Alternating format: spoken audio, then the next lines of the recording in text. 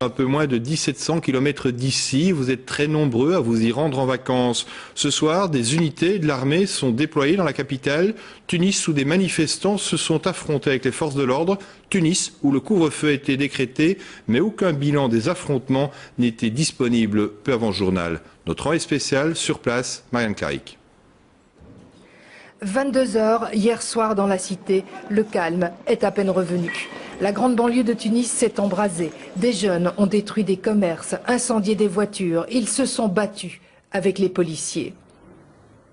Les hommes, ils frappent les polices. Les hommes ont frappé les policiers parce qu'on ne peut pas vivre tranquillement ici. Tranquille. Et il n'y a pas de travail. Il n'y a pas d'argent. Pas d'argent. On vend le travail. Travail. C'est tout. Ici, une banque a été démolie. Un peu plus loin, c'est un bus qui a brûlé. On nous explique que le soulèvement populaire est loin de s'arrêter. Les étudiants, les chômeurs, tous sont tous. La police! La police arrive, il faut décamper. La colère est aux portes de Tunis. Alors, ce matin, le Premier ministre a donné pour la première fois depuis le début de la crise une conférence de presse. Il s'est excusé pour les violences d'hier contre des intellectuels et annonce la libération des prisonniers. Tous les prisonniers, à l'exception de ceux qui ont commis des faits violents, seront libérés immédiatement. Et nous allons enquêter sur les débordements policiers. Le ton a changé. D'ailleurs, même les journalistes tunisiens osent poser des questions dérangeantes. Espoir de changement. Mais à peine plus tard, dans le souk des bijoutiers à 2 pas de là, c'est la panique. On dit que les casseurs vont arriver dans le centre. Tout est fermé, on va fermer. Retour dans la cité.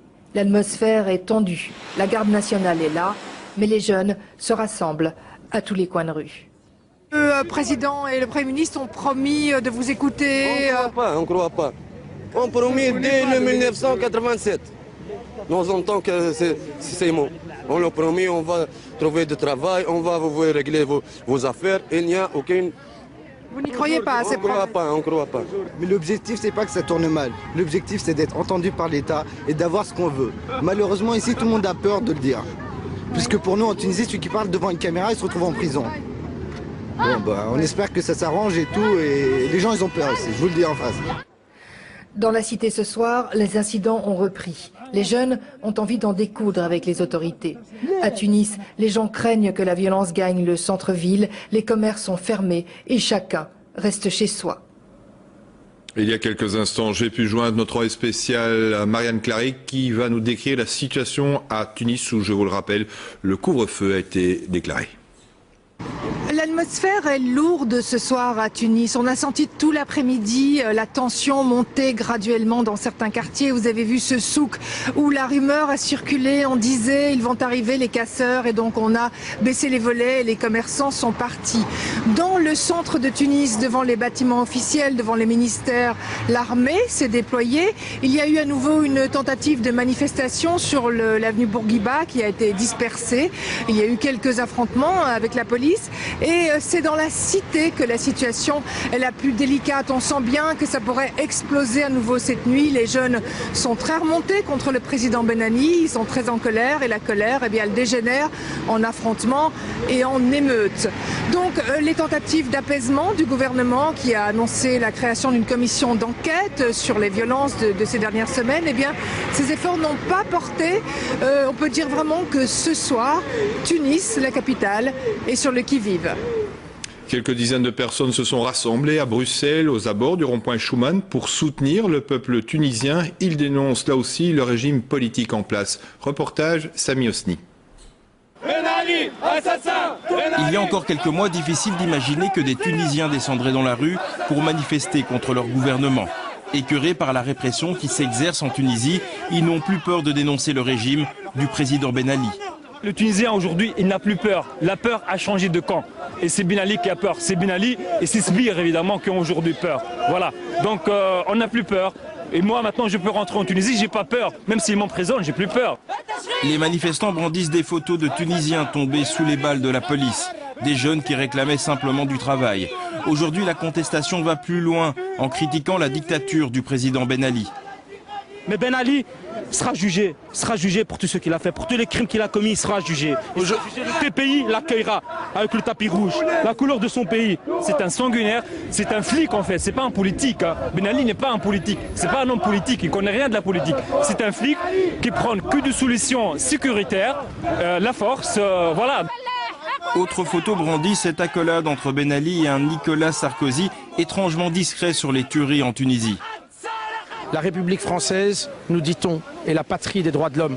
Elle ne doit pas être la patrie des dictateurs. Elle ne doit pas être celle qui soutient les dictatures. Les manifestants réclament également que l'Europe tourne définitivement le dos au président Ben Ali. Avec nous sur ce plateau, l'ambassadeur de Tunisie, M. Abdesalem Etira. Bonsoir monsieur, merci d'être. Alors pour vous, les émeutes qu'on vient de voir en Tunisie, ce sont à vos yeux uniquement des révoltes de jeunes qui en ont assez de la situation économique ou il y a autre chose? Bonsoir, Monsieur de Brigode. Écoutez, la situation est grave en Tunisie. Tout le monde en est conscient. Bien sûr, il y a des aspirations de jeunes qui sont sortis dans la rue parce qu'ils avaient des besoins, ils avaient des aspirations qui n'ont pas été satisfaites. Lesquelles, selon vous? Surtout la question de l'emploi. Ça, c'est sûr, au départ, c'est une question d'emploi, donc c'est une question sociale. Vous savez comment ça a commencé avec le jeune Bouaziz qui, malheureusement, s'est immolé et c'est quelque chose que nous déplorons. Est-ce que vous n'avez pas l'impression que c'est aussi des révoltes contre la dictature du président Ben Ali? Mais écoutez, ça, c'est des mots, dictature. La Tunisie, c'est un pays ouvert. Une dictature, c'est pas l'ouverture, c'est le contraire, c'est la négation de l'ouverture. Il n'y a pas un pays ouvert dans la région comme la Tunisie. Vous savez très bien, les Belges y vont chaque jour, et c'est un pays ouvert dans tous les sens du terme. Vous avez même des équipes de télévision qui filment actuellement de Tunisie. Le régime est ouvert. Mais vous dites la dictature, ce sont des mots, il y a quand même des faits, on le sait, la répression est forte, les opposants sont en prison, la liberté de la presse n'existe pas, ce sont des choses qui sont dénoncées depuis plusieurs années, ce sont quand même tous les ingrédients d'une dictature. Non, les opposants ne sont pas en prison, ça, donnez-moi un an et je vous dirai, alors là, il n'y a pas d'opposants en prison en Tunisie et personne n'est emprisonné pour ses opinions.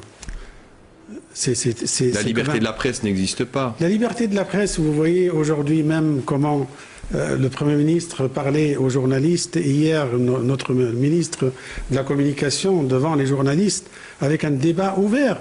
Le président de la République tunisienne est venu et monté au créneau à maintes reprises pour exhorter les journalistes à écrire, à critiquer. Monsieur l'ambassadeur, vous ne pouvez pas nier que la répression est forte, on l'a vu sur ces images, les jeunes ont peur. Aujourd'hui, c'est différent, c'est une situation d'exception. Vous savez que ces manifestations, au départ, se sont faites pour exprimer des revendications, ont dégénéré. Il y a eu de la casse, de la violence, il y a eu de l'agression. Mais une répression si forte, c'est pas un régime qui veut se sauvegarder? Mais un régime, il doit aussi assurer la sécurité du pays, assurer la sécurité des institutions, des personnes, du pays en général, et assurer la stabilité pour que les citoyens puissent vivre normalement. Monsieur l'ambassadeur, on vous retrouve dans quelques instants. Et il y a quelques instants, à Bruxelles, justement, beaucoup de manifestants l'ont dit, l'Europe doit sortir de son mutisme par rapport au régime tunisien. Un régime toléré par pas mal de dirigeants, et on l'a vu, parmi lesquels Nicolas Sarkozy. Isabelle Eusène. C'est comme si la Tunisie avait deux visages, l'un souriant, avec un président acclamé par la foule. Et puis un autre côté, sombre, avec des défenseurs des droits de l'homme constamment harcelés. La moto là, celui-là, il m'avait agressé. De ces deux visages, certains gouvernements ont privilégié le premier, comme Nicolas Sarkozy lors de sa visite en 2008. Je ne vois pas au nom de quoi je me permettrai, dans un pays où je suis venu en ami et qui me reçoit en ami, de m'ériger en donneur de leçons. Pourtant, les rapports sur la situation des droits de l'homme en Tunisie sont accablants, mais ils n'ont jamais vraiment été suivis des faits en Europe. Malgré les accords de coopération qui ont des clauses démocratie et droits humains, l'Union européenne ne s'est jamais vraiment foulée pour dénoncer ce qui se passe ou interpeller en tout cas sérieusement le régime de Ben Ali. Mais côté positif, ce qui a joué en faveur du régime tunisien, ce sont ses efforts faits pour les droits des femmes, l'éducation des jeunes et la lutte contre l'islamisme. Aujourd'hui, on se retrouve face à un régime qui, malgré tout, a mis en prison des centaines d'islamistes modérés et qui semble un rempart contre l'islamisation de la région, en tout cas le radicalisme islamiste dans la région. Le côté sombre, l'Europe l'a dénoncé cette semaine en regrettant seulement la violence des forces de l'ordre. Beaucoup trouvent sa réaction trop timide. On ne peut pas dire qu'on a des valeurs pour le Nord et dire le Sud, oh ben c'est pas grave, ça serait vraiment terrible. Pour la première fois, le régime tunisien est ébranlé et sa face souriante fortement altérée. Monsieur l'ambassadeur, encore 2 questions. Brièvement, le matériel de nos journalistes a été saisi. C'est un hasard? Non, c'est le matériel, en fait, on n'a pas donné le temps aux institutions tunisiennes de réceptionner le matériel et donc, ça va s'arranger.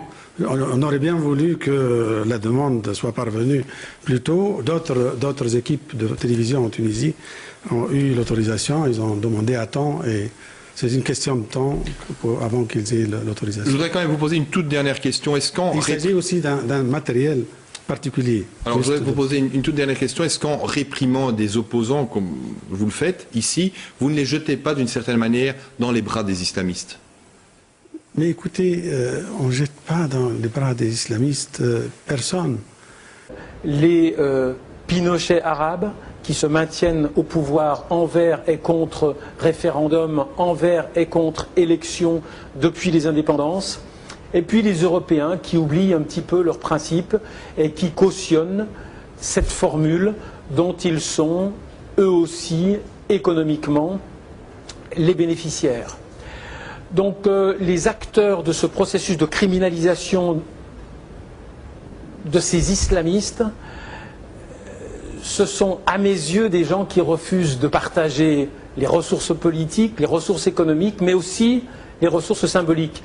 De la part des Occidentaux, la criminalisation du phénomène islamiste, c'est un processus qui consiste à nier à une culture non occidentale le droit de s'exprimer sur un registre de contestation.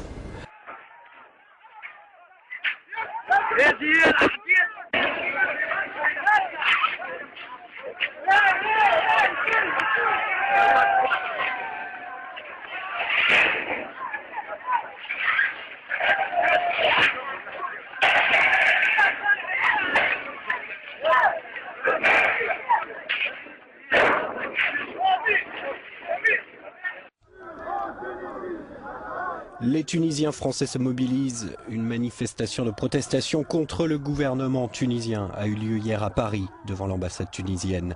Un rassemblement de 200 personnes environ et des slogans comme « pouvoir mafieux » et « Ben Ali assassin ». On ne peut pas compter sur un gouvernement qui a été élu avec des élections truquées. Ça fait 20 ans qu'on a le même président à la tête de l'État. Tant que le miracle économique était là, ça allait. Tant que tout le monde vivait, tant qu'il y avait une classe moyenne, ça allait. Mais aujourd'hui, on ne peut plus cacher la misère sociale dans laquelle sont les Tunisiens. Et il faut une réponse de la part d'un État qui soit démocratique et un État de droit. La Tunisie connaît depuis presque un mois de très graves émeutes sociales. Parties du centre du pays, les manifestations ont commencé à gagner hier les banlieues de la capitale, Tunis. Banques et symboles de l'État sont vandalisés et la répression des manifestations est violente. Les forces de police font l'objet de très graves accusations. Plusieurs témoignages font ainsi état de tirs de snipers sur la foule ou d'actes de pillage perpétrés par des policiers en civil. Tunis parle de 20 morts. Les syndicats, eux, de 50 morts à travers tout le pays. Et après une nuit entière d'affrontements, des tirs de la police auraient même eu lieu sur des cortèges funèbres dans la ville de Kasserine, à 300 km au sud de Tunis.